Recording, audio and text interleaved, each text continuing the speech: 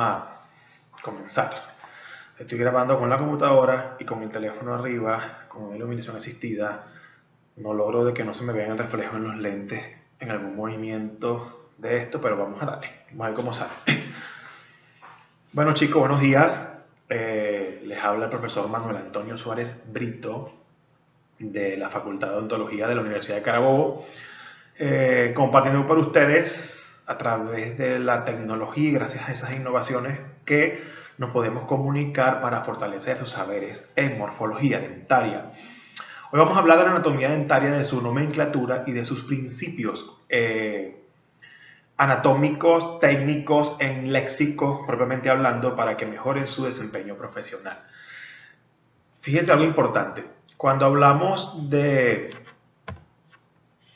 anatomía o de morfología dentaria, en este lapso, nosotros inicialmente tenemos que hablar de qué es la dentición. ¿Cuántos tipos de dentición tenemos nosotros como seres humanos en la arcada dental, superior e inferior? Voy a hacer de manera didáctica, ustedes en la pantalla van a ver la presentación en diapositiva que usamos habitualmente en las clases magistrales de la facultad y mi persona para hacerlo lo más didáctico posible, de manera que ustedes aprovechen esto al máximo y el tiempo sea valioso para ustedes frente a su computador, frente a su teléfono, frente a su tablet, la herramienta que usen. Algo importante, la dentición. Dentición decidual o primaria o de leche y dentición permanente o la definitiva. Si ustedes ven, hay una fórmula genérica de hace muchos años que describe abajo una dentición o un periodo de erupción dentaria, que hoy día eso ha variado mucho, más o menos 2 años por la evolución del ser humano, pero puede servir de parámetro o de punto de partida para establecer a manera de memorizar la época de erupción dentaria. La dentición decidua y permanente. Allí en esa fórmula donde ven que la decidua está complementada por siglas y números y la permanente del mismo modo, van a lograr vislumbrar de que son establecidas por hemiarcadas. Si ya lo vimos en anatomía humana, ahora lo trasladamos a dentaria. Nosotros manejamos la arcada maxilar y la arcada mandibular, o llámese arcada superior y arcada inferior, por hemiarcadas partiendo de la línea media. Es decir, de aquí hacia el lado derecho es un grupo, de aquí hacia el lado izquierdo es otro grupo, tanto en superior como en inferior. Paréntesis, en la nomenclatura que vamos a ver, vamos a trabajarlo siempre por hemiarcada, pero hay países y hay otras posturas teóricas en este andar que establecen que la nomenclatura no se corta por la línea media en numeración, sino que comenzamos del lado derecho posterior y seguimos corriendo el número hacia el lado izquierdo posterior y luego bajamos en sentido de la aguja del reloj. Pero para este nivel vamos a comenzar con la nomenclatura estándar, la básica y la que universalmente es la mejor tratada como tal. Fíjense algo. Entonces, como ven, dentición decidua, incisivos, caninos y molares, 3 familias dentarias. Dentición permanente, sigue manteniéndose incisivos, caninos, molares, pero ahora el molar le da un puesto a alguien que va a aparecer solo en la dentición permanente, que son las unidades dentarias premolares, las cuales van a ser 2 por hemiarcada, 4 por arcada y 4 por arcada inferior, para un total de 8 dientes de premolar. Pero la manera de la fórmula que están viendo en la diapositiva, solo vamos a contemplar de que en incisivos, en la dentición decidual, solo hay 2 incisivos, incisivo central y lateral, un canino, eso lo compartimos también con la permanente, una familia molar, primer molar y segundo molar temporario, para sumar 5 dientes deciduos de leche o caduco por hemiarcada. Es decir, que esto va a sumar hemiarcada derecha más hemiarcada de izquierda, 10 dientes superiores más 10 dientes inferiores, para un total de 20 piezas dentarias. Solo en la dentición decidua. Allá abajo van a estar los periodos de erupción de cada uno, en referencia, como dije, a la fecha actual. Eso ha variado en varios libros en literatura, ustedes pueden documentarse sobre eso, y en el andar, hasta en la práctica clínica, se van a dar cuenta que hoy día la erupción dental ha ido evolucionando al pasar de los años con el hombre. Otro tipo de fórmula dentaria es la que corresponden a las 32 piezas dentales. 32 piezas dentales que se dividen en la dentición permanente, la que después que exfoliamos la dentición decidua, que se repone en el arco maxilar o mandibular, va a estar contemplada por dos incisivos también, incisivo central y lateral, un canino en cada hemiarcada, dos premolares, la familia nueva, que solo está en la dentición permanente, y tres molares, donde el último molar es la famosa llamada muela de juicio o la cordal, para un total de 8 dientes por hemiarcada. Si sumamos los 8 de la hemiarcada derecha más los 8 de la hemiarcada izquierda, van a ser 16 dientes superiores y 16 dientes inferiores, para un total de 32 piezas dentales en su época de erupción correspondiente de la dentición permanente. Si ya yo domino eso, ya yo tengo un parámetro establecido que el ser humano tradicional mantiene dos grandes denticiones desde que nace hasta que muere. La dentición decidual, la dentición permanente, y bueno, si Dios lo acompaña, esos dientes se conservan en el resto del año, o si no, va a tener que ir a nuestra área, a la rehabilitación, a la prótesis, para reemplazarlo por dientes artificiales. Esto es un chiste en medio de la clase. Entonces, ya esto, lo que está en la diapositiva de la época de erupción, ustedes lo van a ir profundizando y lo van a ir discriminando y deconstruyendo en cuanto a las discrepancias en cada literatura, más o menos 2 años en cuanto a cada una de las denticiones. Si seguimos ahora, vamos a hablar algo importante, muchachos: la nomenclatura. La nomenclatura, aunque usted no lo crea, trae problemas cuando uno está comenzando a estudiar, porque se confunde. Uno a veces piensa derecho, izquierdo, en imagen espejo, al revés, al derecho acostado, supino, el paciente, el diente, uno se mortifica. Es práctica, no se mortifiquen, que con el tiempo ustedes van a ir discriminando eso. Fíjense entonces, en la dentición o en la nomenclatura, como está apareciendo en la diapositiva, en ese arco maxilar y mandibular, suceden dos cosas importantes. Fíjense ahí a manera gráfica cómo tenemos graficado según vectores la dentición permanente y temporaria según la nomenclatura FDI, Federación Dental Internacional. FDI, Federación Dental Internacional. ¿A qué me traduce eso? Oye, Federación Dental Internacional, esto me traduce, aunque gracias a Dios, que tenemos un sistema donde nos podemos comunicar todos los odontólogos del universo, del mundo, propiamente dicho como tal, para comunicarnos en afecciones o en terminología dental en referente a unidades dentarias. Fíjense que allí hay un número rojo y hay un número blanco, seguido por un punto. Nosotros los odontólogos, y me incluyo, tenemos a veces en comunicación oral un poco de discrepancia porque simplificamos las cosas, pero el punto no nos comemos. A veces hablamos de el 15, el 12, el 16, el 14, el 24, 32 y no hablamos del 1.1, 2.1, 2.3, que es la razón de ser. ¿Por qué? El número rojo de esa nomenclatura establece la orientación en hemiarcada, si es derecha superior, izquierda inferior o derecha inferior, tanto para deciduos como permanentes. Fíjense que ese número rojo para permanentes 1, 2, 3, 4 y para temporarios es 5, 6, 7 y 8. El punto que va en la nomenclatura, porque es 2 puntos y algo, ese punto, el número que lo precede, va a determinar o va a esclarecer nada más y nada menos que el diente del que estamos hablando. Si dijimos, por ejemplo, que la dentición permanente es del 1 al 8, 1, 2, 3, 4, 5, 6, 7 y 8. Eso va a esclarecer o te va a decir de que los números 1 son para los incisivos centrales, los 2 para los incisivos laterales, los 3 para los caninos, los 4 para primer premolar, los 5 para segundo premolar, el número 6, clave importantísimo para la práctica odontológica, es el dedicado al primer molar permanente, el 7 al segundo molar y el 8 al tercer molar. Es dentición permanente. Ya hablamos de la diferencia de la deciduo. ¿Qué hacemos en este momento? Fíjense algo importante.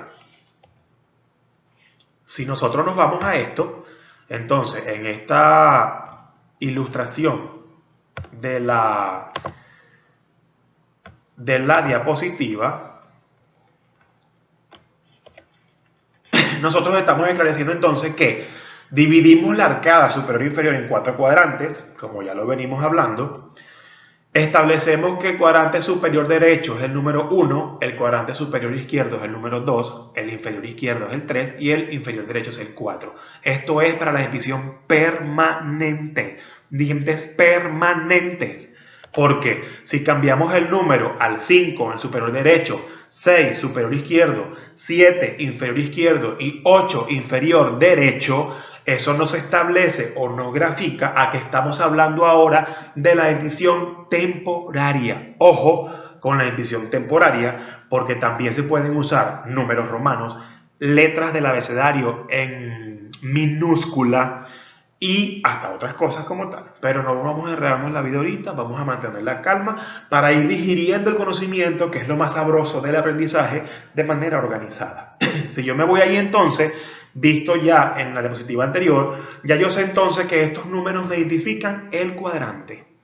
1, 2, 3 y 4 para dentición permanente, 5, 6, 7 y 8 para dentición temporaria. ¿Por qué hago esto? Cuando yo estudiaba, yo me enredaba más que cucaracha en baile de gallina en esto. Y yo decía, bueno, derecho, y yo mencionaba el cerebro con derecho, y de aquí comenzaba mi cuenta en sentido de las agujas del reloj.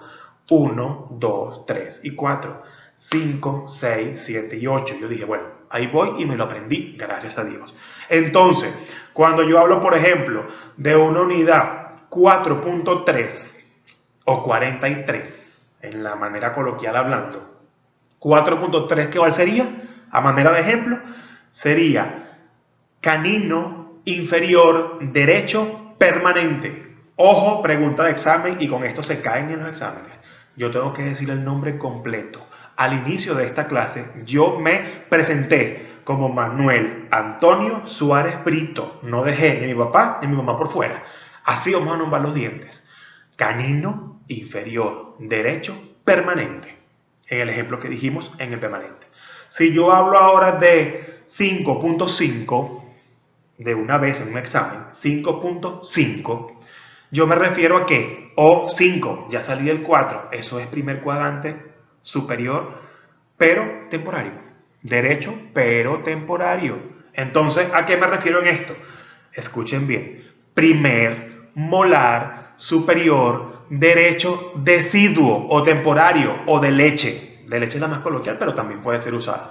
¿Cómo me establezco yo en este sentido? ¿Están viendo la diferencia? No es lo mismo que a veces lo hacemos en los exámenes, decir que hay un 5.8 o un 58 raspado, porque eso no existe. Porque primero estoy colocando el cuadrante 5, que es el primero de la dentición decidua, y en el deciduo no hay 8, hay hasta los 5, porque solo hay 2 molares. ¿Me entienden? Hay que tener pila, hay que tener viveza y saber lo que estamos haciendo en un momento determinado, ¿vale? A manera de graficar, de resumen, vuelven a ver esto que está aquí, dentición permanente y dentición primaria. El primer número o el primer dígito establece la arcada o la hemiarcada. Y el segundo dígito, después del punto que se nombra, punto y tanto, establece ¿qué? La unidad dental a la que me estoy refiriendo. 5 números para dentición temporaria y 8 números para dentición permanente. ¿Vale bien? Maravilloso. Ahí se me fue aquí. Ok. Vamos perfecto. Vamos a seguir en ese sentido. Ok. Espérense un momentico que esto es en vivo. Solo estoy viendo de que no me pierda una diapositiva con la otra. Recuerden que esto es nuevo desde las clases online. Pero me encanta. Y si es por ayudarlos a que ustedes mejoren y se formen mejor y que nuestra universidad siga con la excelencia académica que la caracteriza, van a tener clases online con Manuel Suárez para rato. Y no solo en anatomía, en lo que querramos vamos a hacer clases online. Términos de orientación. Es decir, si ya yo me dediqué y ya yo me ubiqué en que la línea media, ¿se acuerdan? De esa nomenclatura en morfología humana, anatomía humana, que se establece el plano medio sagital, que me divide el cuerpo humano en 2 porciones, una derecha y una izquierda, depende de la orientación que yo ubique, no me voy a meter mucho en eso. Lo mismo lo hago yo para la arcada dentaria. Es decir, que esa misma línea media o plano sagital es mi línea maestra, es mi punto de encuentro total para esclarecer la nomenclatura o los términos de orientación en el diente que voy a tallar, desde la cera dental hasta mi práctica clínica en la boca del paciente en vivo. Para lo que sea, para epidemiología, para odontopediatría, para todas las áreas voy a usar estos términos de orientación. ¿A qué me refiero entonces? Si nos vamos entonces a la línea media, ya yo sé que todo lo que mire de este diente que tiene 4 caras y una libre y una quinta, todo lo que mire hacia la línea media va a ser llamado cara mesial. Mesial, no cara media, cara mesial, lo que mire. Vean el dibujo que está aquí en la presentación. Y la cara que da la espalda a esta cara o que está más alejada del diente, de esa cara proximal que toca uno con otro, se va a llamar ahora cara distal, porque está alejada de la línea media. Eso es para las caras proximales, viendo la línea media. Mesial si la ve, distal si se le aleja. La cara libre, la que tocamos con la lengua, fíjense, y que también tiene contacto con la mucosa labial interna, yo la voy a llamar cara vestibular para ambas arcadas. Cara vestibular o cara labial del diente también la podemos llamar dependiendo de la nomenclatura o el teórico que sigamos de referencia. Si yo me voy a referir a la cara interna, aquí hay un juego. Yo le puedo llamar a las dos caras linguales, tanto superior como inferior, aunque esa nomenclatura o esa denominación de orientación sea más aplicada para los dientes inferiores, porque a juro tienen contacto con la lengua hasta en reposo.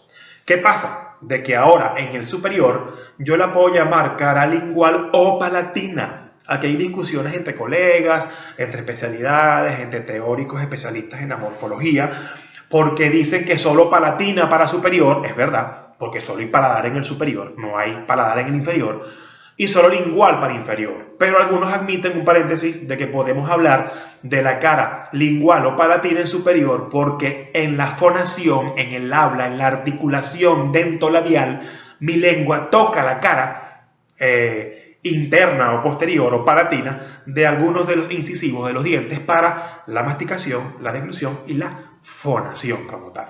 ¿Van perfecto? Entonces, mesial, distal, labial o vestibular y palatino o lingual. La cara libre que está paralela al plano horizontal o en el piso o en la línea interoclusal la voy a llamar cara incisal para los dientes anteriores de canino a canino y cara oclusal de los premolares hacia atrás. Es fácil, solo lo que hay que preocuparse o practicarlo. La división en tercios, como lo hemos venido haciendo en el tallado, como lo hemos venido haciendo en las prácticas guiadas online del incisivo y canino, que es lo que llevamos, aquí vamos a detenernos porque el diente lo puedo dividir en esos tercios en todas sus caras y en todas sus orientaciones, frontal, lateral, oclusal o digital, hasta inferior. Fíjense esto importante, tercios, como lo ven en la diapositiva. Si yo me voy por la línea media y yo traslado este plano sagital, recuérdense de morfología humana, ¿a qué llamaba yo esto? Plano parasagital. Si mi cabeza o mi rostro, en este caso del video, fuese un diente y yo lo voy a dividir en tercios horizontales y verticales, fino, yo agarro y me trazo una línea aquí, agarro y me trazo otra línea aquí y yo hablo que tengo 3 proporciones equidistantes en medidas iguales, pero que se llaman diferentes en el plano horizontal. Tercio superior, medio e inferior. En el caso de un diente, tercio incisal u oclusal, tercio medio y tercio cervical. Esto es en el plano horizontal. Si yo agarro y me hago 2 líneas en mi mismo rostro, pero en el plano vertical, también lo puedo dividir, pero no voy a hablar de las nomenclaturas que ya dijimos en el plano horizontal, sino que ahora voy a establecer a las nomenclaturas en el plano vertical. Una porción mesial, una porción media y una porción distal, como le corresponda a cada diente. ¿Me están entendiendo? Depende de la orientación que yo tome, le puedo variar, ahí lo tienen en la diapositiva.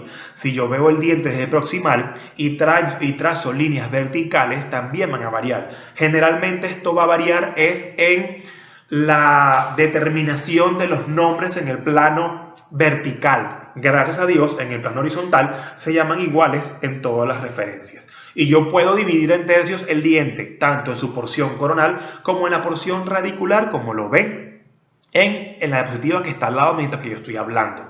Entonces, si yo veo el diente proximal, yo voy a tener 3 tercios, pero un tercio anterior, un tercio medio y un tercio posterior. Llámese labial o vestibular, medio y palatino o lingual. Si yo divido la raíz va a ser lo mismo. En el plano horizontal, si yo divido una raíz de un diente anterior, va a tener denominaciones de cervical, medio y apical, porque da hacia el ápice de la raíz. Si yo en cambio divido un diente posterior, también va a tener la misma denominación, pero con algunas variaciones, dependiendo si el diente es de una sola raíz, de 2 o de 3. Si no tiene bifurcación, si tiene bifurcación radicular o si tiene trifurcación radicular. Ustedes dirán, Dios mío, profesor, cálmese, hay muchas cosas en mi mente, sí hay muchas cosas en la mente, pero las vamos a ir digiriendo y con la práctica se van a ir materializando. ¿Qué es lo importante de esto? Que lo dijeras, que lo practiques, que lo leas, que lo domines para que en la práctica sea más fácil asimilarlo como tal.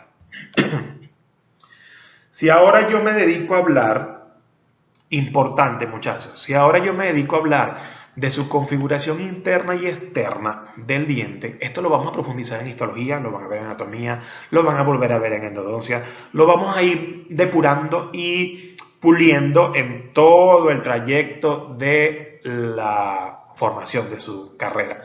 Sin embargo, vamos a darle algunos toques técnicos ahorita para que lo esclarezcan. La configuración interna y externa desde el liceo lo vemos, desde el colegio. Esmalte, dentina, cemento y pulpa, ¿cierto? Eso es tejido como tal, pero también es macroanatomía. La corona de un diente está cubierta por esmalte, debajo de ella dentina y más profundamente está el órgano pulpar, el nervio del diente. En la raíz ya no hay esmalte, el esmalte cambia a otra configuración histológica llamada cemento dental, que va a tener una característica histológica diferente para permitir la inserción del diente en el alveolo y entonces se pueda mantener el diente sujeto entre el complejo óseo gingival. Eso lo van a ver más adelante.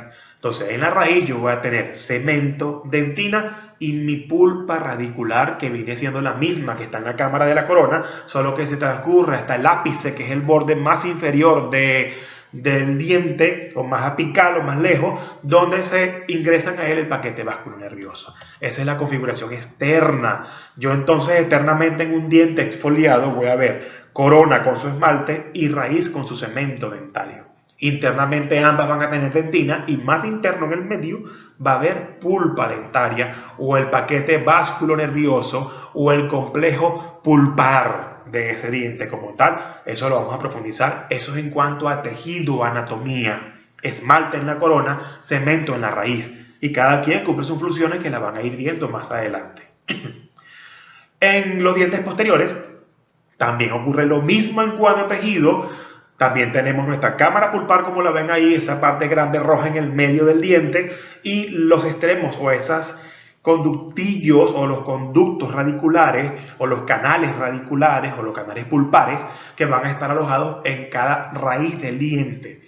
Esto tiene variaciones, ojo, pero eso va a ir también manipulándose un poco dependiendo la morfología interna del diente, que los endodoncistas son los reyes en eso.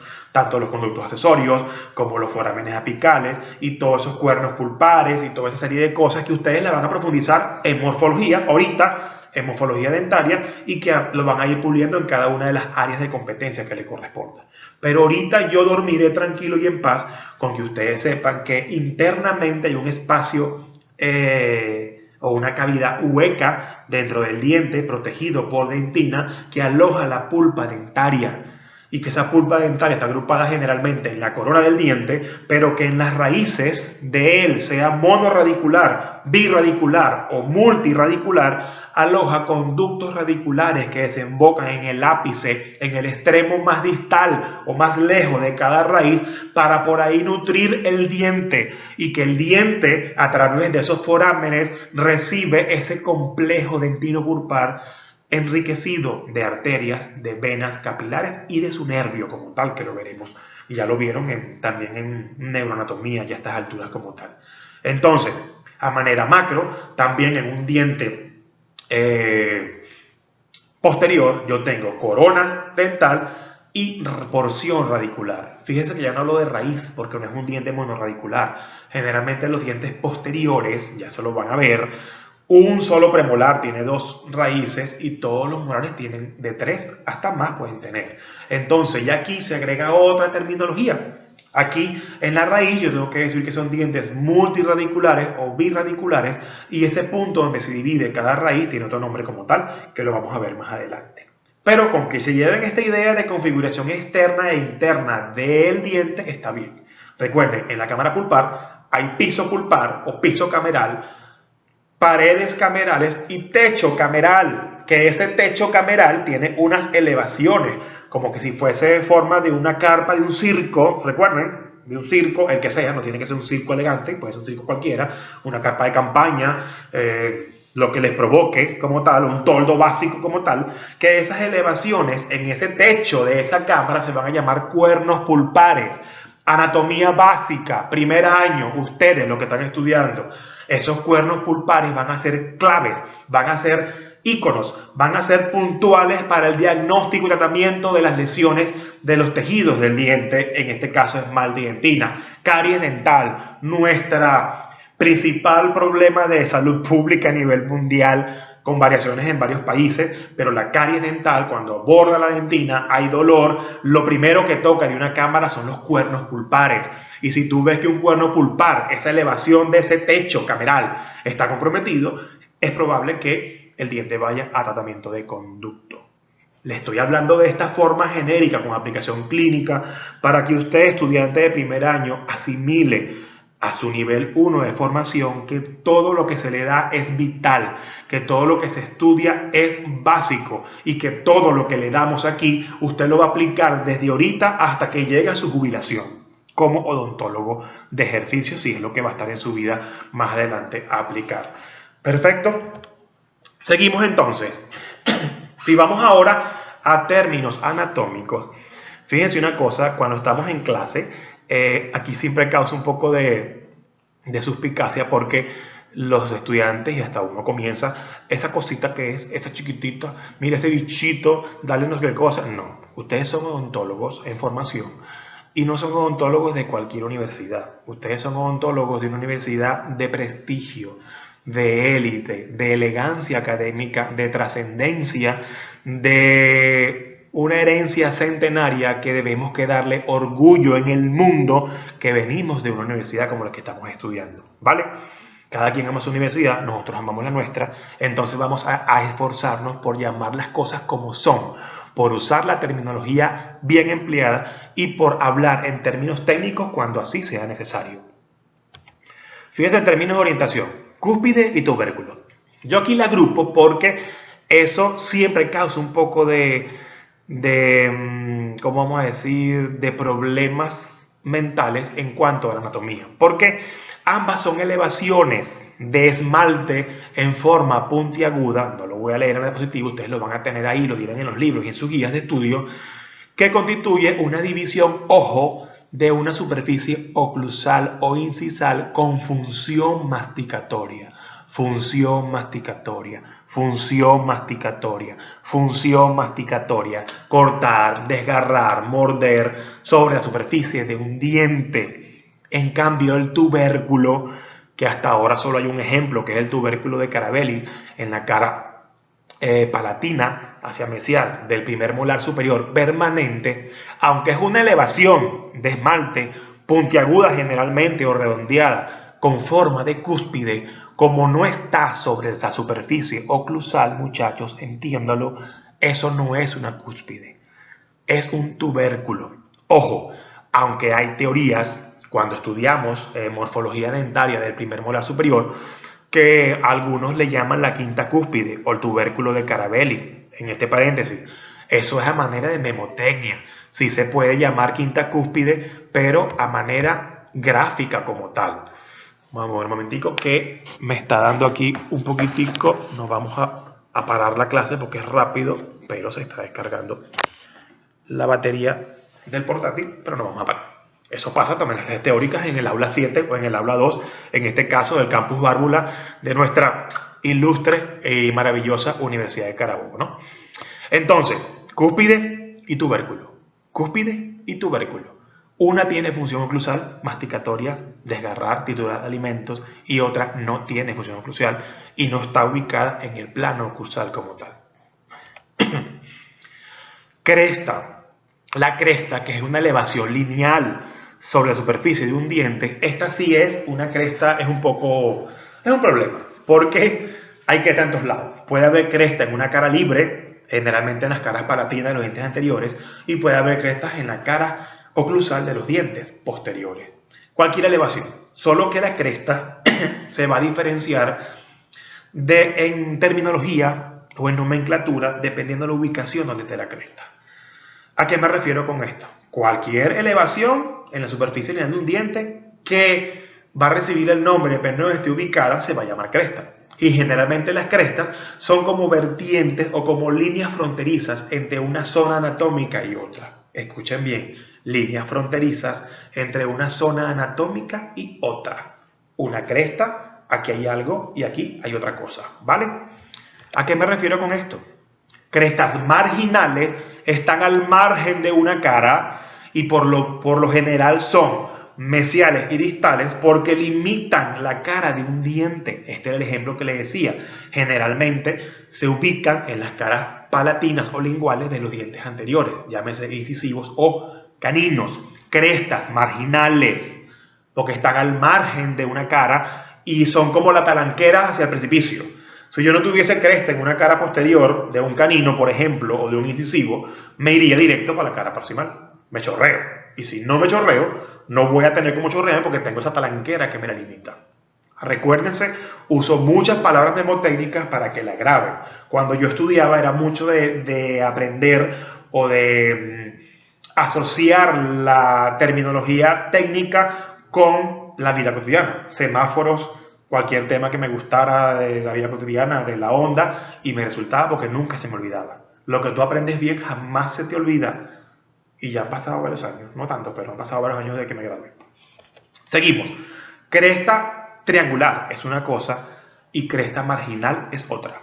La cresta triangular son las superficies, véanlo aquí, que van a desprenderse de una cúspide y que van a bordear la superficie de las caras de un diente. Pero en los dientes posteriores, entonces, solo va a haber crestas triangulares en los dientes posteriores. Entre una cúspide y una cúspide, que son como montañas, y que se unen con un valle, que va a ser fosa, que ya lo vamos a definir, va a haber una elevación, una talanquera. Pero como esa cresta viene formada por vertientes de montañas, que son las cúspides que tienen superficie o función oclusal, función masticatoria, a eso le voy a llamar cresta triangular. Cresta triangular mesial, cresta triangular distal o la que se denomine en el momento dado. Acuérdense que esto es generalidad para que usted aclare su mente y la aplique en el tallado y vaya depurando un poco esta educación de la nueva era y usted sea un odontólogo, mire, con una verborrea, un léxico, papá, que así como enamora con la verborrea, también enamora al paciente y al profesor y al odontólogo que esté tratando en un momento. Seguimos. Puente de esmalte. ¿Por qué lo nombro aquí? Porque si usted se pone a ver un puente de esmalte, también es una elevación lineal, pero no está al margen de una cara, como una cresta triangular o como una cresta marginal, sino que une superficies oclusales en función. En una cara oclusal puede haber una montaña aquí y una montaña aquí, llámese cúspide, y en vez de yo tener una talanquera o una cresta triangular en el borde de la cara, sea mesial o distal, tengo una elevación lineal que me une una cúspide con otra. A eso yo le voy a llamar puente de esmalte o línea oblicua. Esa prominencia elevada sobre las superficies oclusales de los molares, específicamente los superiores, van a unir en este caso una cúspide distal, una cúspide mesial o una cúspide vestibular con una cúspide palatino-lingual. En el caso de los molares, también, así como tienen solo tubérculo de Carabelli, refiriéndonos al primer molar superior, también pueden tienen una línea oblicua, puente de esmalte, que es un hito anatómico clave del primer molar superior, así como el tubérculo que nos vamos anteriormente. Cuando veamos molares, ustedes van a decir, wow, mira, lo que ya aprendí en nomenclatura, lo estoy aplicando ahora en esta parte de mi educación y formación. Pero esto es genérico. Pero si usted se lo aprende ahorita bien, usted lo va a lograr esclarecer muy bien en el pasar del tiempo en su educación formal. Términos, a ver qué viene. Vamos a ver qué viene aquí. Perfecto. Términos anatómicos. Surco. Ya lo hemos nombrado bastante en las dos demostraciones teóricas que van, prácticas, perdón, de tallado dental. Surcos. Surcos como tal, sin aparecer más nada en la diapositiva. Depresión. Depresión, no raya. Depresión lineal poco profunda sobre la superficie de un diente, que puede ser surcos de desarrollo o surcos suplementarios. ¿Para qué le digo esto que es una depresión lineal? Depresión lineal. ¿Por qué le digo esto? No es una raya. Porque cuando tallan y no lo saben hacer o les da flojera, hacen una raya en una cara. Y después van al docente, profesor, pero ¿por qué me puso mal si hay un surco? No, eso no es una depresión lineal, eso es una raya con el cuchillo, o con la Hollenbach o con la 7A. Una depresión lineal que se difumina, que generalmente se evidencia en la cara oclusal de un diente, pero en un diente anterior se ve como un efecto de luz, de textura, de superficie que hay que suavizar. Porque si uno lo deja con la raya en la cara, usted va a hacer esa raya en resina en la boca de un paciente y el paciente se va a quejar de que falta estética en el diente. Entonces tiene que manejar muy bien los términos y la práctica del mismo. Eso que ven en la diapositiva, esa depresión lineal, en este caso en la cara vestibular de ese molar, es un surco de desarrollo suplementario que generalmente el surco divide lóbulos o cúspides o fosas dependiendo la zona anatómica donde esté ubicado el como tal. Fosa, fíjense, el surco es una depresión lineal, poco profunda, que divide superficies o agrupa unas con otras. La fosa, que puede ser una cavidad irregular o depresión, es más ancha, ya no es lineal, es más cóncava, más en forma de triángulo grande o de rombo, depende del diente, y que una fosa puede estar en la cara lingual de los incisivos y caninos o en la cara oclusal de los premolares y molares. Entre una cúspide, que es una montaña, y otra cúspide, se forma una depresión como un valle de una montaña normal donde muchos de nosotros vivimos. Pues, pero en morfología, esa depresión grande, amplia, que no es lineal, se llama fosa. Fosa palatina o lingual si es un diente anterior y fosa triangular si es en un diente posterior. Puede haber fosa triangular mesial, fosa triangular distal y hasta fosa central. Pero es una depresión o cavidad irregular, no es lineal, porque si es lineal se va a llamar surco. Cíngulo, maravilloso. Mucha gente confunde el cíngulo con un tubérculo. Más o menos, pero esas cosas pasan. El cíngulo también es una elevación de esmalte, un lóbulo lingual, de un diente anterior en el tercio cervical de la superficie lingual. Usted jamás va a ver un cíngulo en la cara vestibular de cualquier diente, ni jamás va a haber un cíngulo en un diente posterior, porque eso se llamaría tubérculo, ya lo dijimos. Usted va a ver un cíngulo solamente en el tercio cervical de la cara lingual de los dientes anteriores, superiores e inferiores. Estos detalles anatómicos siempre, generalmente, están más marcados o más definidos en los dientes superiores por cuestiones morfológicas que ya iremos aprendiendo a manera de transcurrir académico. Y en los dientes inferiores, que sí están presentes, porque sí los tenemos que tallar y sí los tenemos que estudiar y diferenciar, van a estar menos marcados en los dientes inferiores como tal. Cíngulo entonces, dientes anteriores en el tercio cervical. En los videos detallados lo van a ver muy bien también, pero tengan un poco la profundidad de esclarecer lo que es una cosa y lo que es la otra. Fíjense que he hecho mucho énfasis en varios aspectos de esta clase, así que espero que ustedes la repasen, la lean y lo apliquen en el tallado. Lo sabroso de la anatomía dentaria es que tú lo puedes leer, estudiar, internalizar, concentrar y de paso tallar. Si no te lo aprendes en estas estrategias psicomotrices, kinestésicas, visuales, auditivas, con procesamiento mental, oye hermano, hermana, de verdad que hay que hacer prácticas de concentración porque estamos mal, ¿vale? Área o punto de contacto. Lo rezo tal cual como dice la diapositiva. Región de la cara proximal de un diente, mesial o distal, que toca el diente adyacente en el mismo arco. Está fácil. Un diente con otro diente en su arcada. Incisivo central con lateral, con canino, con primer premolar, con segundo premolar, con molar, primer molar, segundo molar y tercer molar. Los 8 en permanente. Solo que, dependiendo la amplitud de esa cara proximal, y esto es de lógica, yo voy a usar la terminología área o punto de contacto o superficie de contacto. ¿Por qué me refiero a esto? Fíjense algo importante.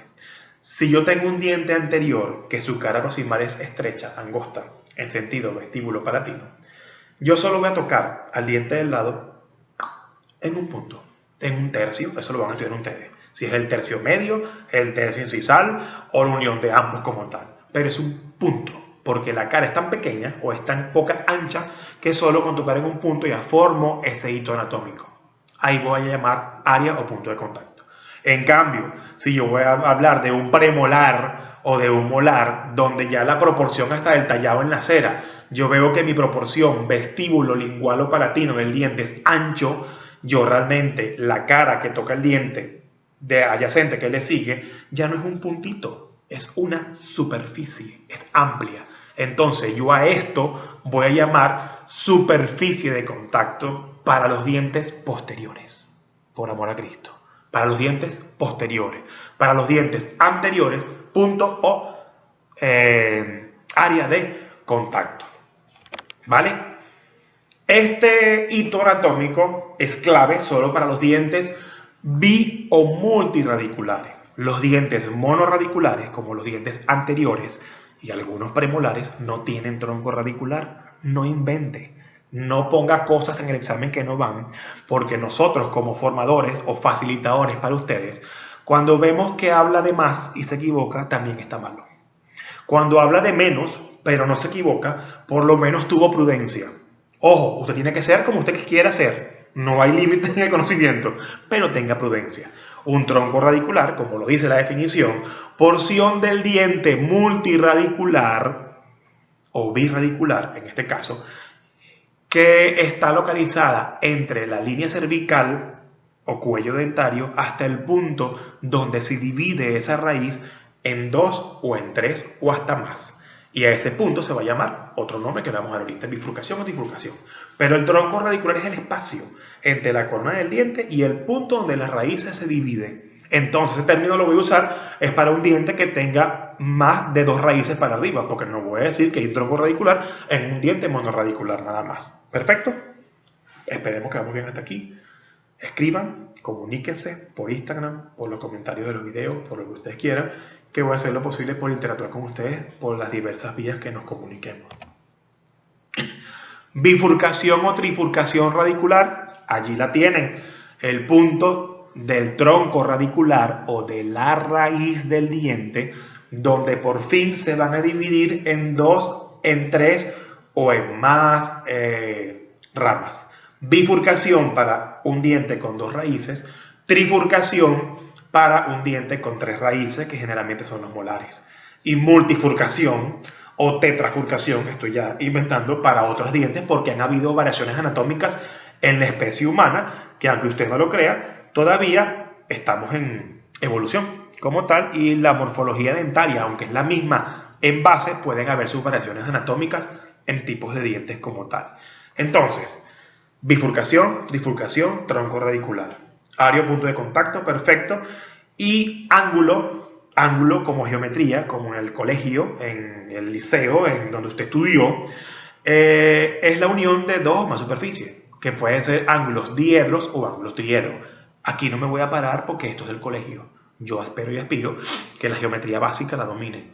Si yo tengo varios paredes o varios puntos y se unen, van a ser un ángulo diedro o triedro, depende del número de superficies que se involucren. Esto lo vamos a usar mucho en morfología dentaria, en el tallado, y también en operatoria dental, cuando preparemos los cajones, que ya no se usan mucho por la premisa de la conservación del tejido dentario, de extensión con prevención, pero también vamos a ir hablando de esos ángulos, sobre todo en los tallados de la rehabilitación oral como tal y de la restauradora, que en ese caso es mi área de competencia profesional en especialidad.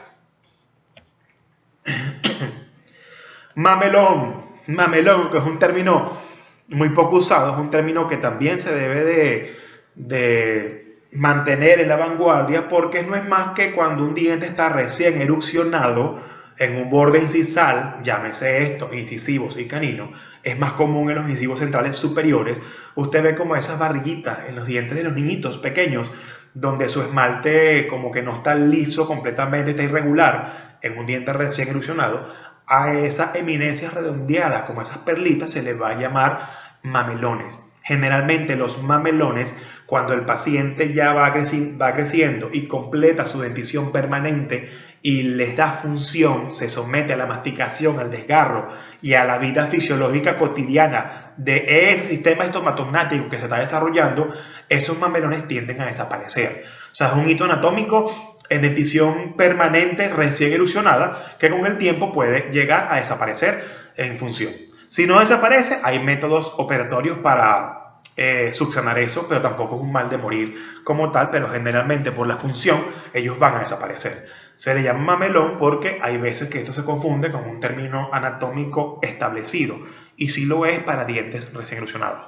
Esto no lo vamos a tallar. Hasta ahorita en la historia de la restauradora, por lo menos la personal, ningún paciente me pide que le haga mamelones, pero en este mundo todo es posible. Ya estamos viendo que no nos sorprende nada, pero esa es la terminología para esas elevaciones redondeadas, muchachos. Fíjense, algo importante. Aquí en esta parte ya llegamos al final, en estos 45 minutos, ya estamos en el cierre, de nomenclatura y terminología. Quise probar el ABC con este video, con esta primera clase online, para ir sumando aspectos y para practicar por la comunicación en internet, el envío, el subir los videos a las redes sociales, a YouTube, a Instagram. A veces es un poco complicado el sentido de la comunicación, no vamos a entrar en ese punto, pero ustedes saben a qué me refiero. Espero que haya sido de su utilidad. Por favor, estudien, practiquen, aprovechen el tiempo, practiquen en casa, tallen, grábense, manden fotos, vamos a comunicarnos de manera interactiva. Les he dado el canal de YouTube, mi Instagram, las redes sociales y todo lo demás a través de los grupos estudiantiles de la facultad para aprovechar el tiempo. Yo con gusto los puedo atender, los puedo esclarecer. Vamos a hacer un buen uso de la comunicación online, por favor, para fines académicos, para comunicarnos, para disfrutar, para echar chistes, pero para sobre todo enriquecer su conocimiento, enriquecer su formación profesional y hacer de ustedes unos odontólogos de primer mundo, envidiables por el universo y de la mejor universidad donde están formándose. Un beso y un abrazo a todos, se les quiere siempre. Esto es hecho con mucho cariño en nombre de mis compañeros profesores, en nombre de mi facultad, en nombre de mi asignatura, mi unidad curricular de Anatomía Humana General y Dental, de mi departamento querido de Ciencias Morfofuncionales, de mi gran facultad de odontología de la Universidad de Carabobo, para el uso público y gratuito de lo que ustedes decidan, de todas las escuelas hermanas, de las facultades en Venezuela y en el mundo, en la región, para contribuir con un poquito aporte en la formación de esos estudiantes, de esa generación de relevo que nos va a acompañar o que le vamos a heredar la odontología en los próximos años. Un abrazo, espero que haya sido de su ayuda, estamos en contacto, se les quiere y que tengan un feliz día.